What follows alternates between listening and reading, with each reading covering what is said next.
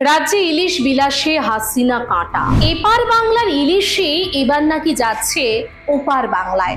দুর্গাপুজোয় ভারতে আসবে না ইলিশ ঘোষণা করে দিয়েছে বাংলাদেশ।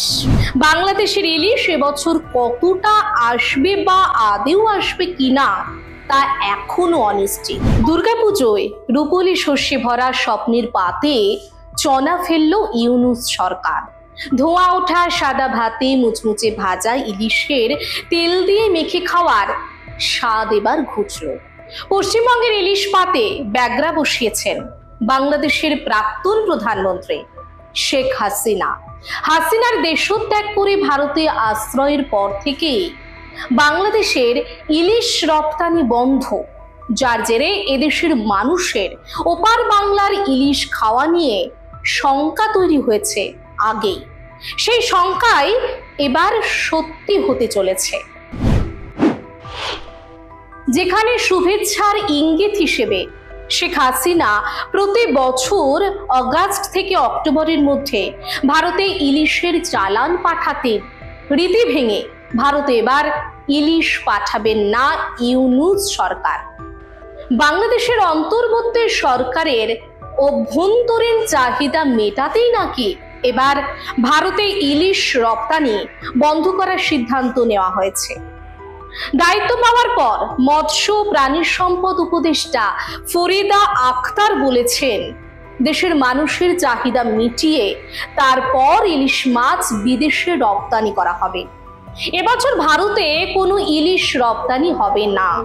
এদিকে রপ্তানি নিষেধাজ্ঞার আসল লক্ষ্য ছিল অভ্যন্তরীণ দাম নিয়ন্ত্রণ করা এবং বাংলাদেশের নিম্নবিত্ত পরিবারের নাগালের মধ্যে যাতে ইলিশ থাকে তা নিশ্চিত করা।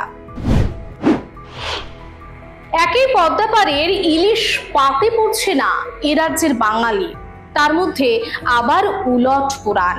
এপার বাংলার ইলিশে এবার নাকি যাচ্ছে ওপার বাংলায়।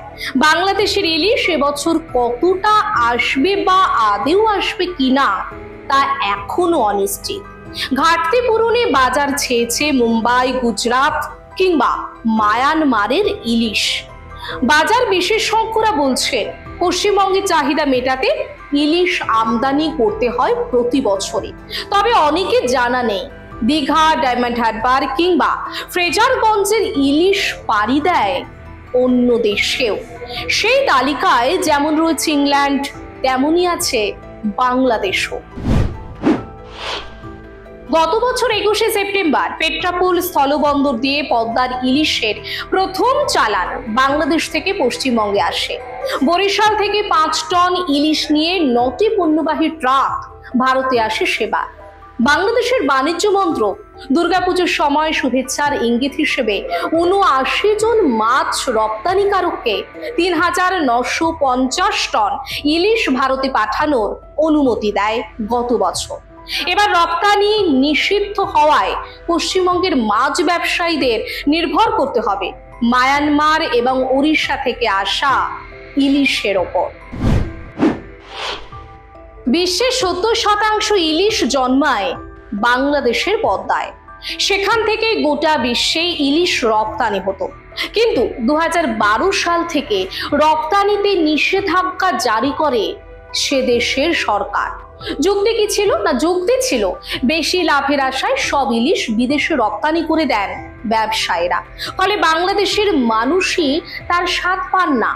দেশের সম্পদ হওয়া সত্ত্বেও স্বাদ পেতে চাইলেই খসাতে হয় গ্যাটের মোটা টাকাও। তাই জারি হয়েছিল এই নিষেধাজ্ঞা। 2022 সালের সেপ্টেম্বরে নাকি সেই নিষেধাজ্ঞা উঠেও যায়। তবে নিষেধাজ্ঞা জারি থাকাকালীনও দুর্গাপুজোয় ভারতের ইলিশ আসতো খোদ হাসিনার হাত ধরেই। তবে এবারের ছবিটা অন্য। দুর্গাপুজোয় ভারতে আসবে না ইলিশ ঘোষণা করে দিয়েছে বাংলাদেশ।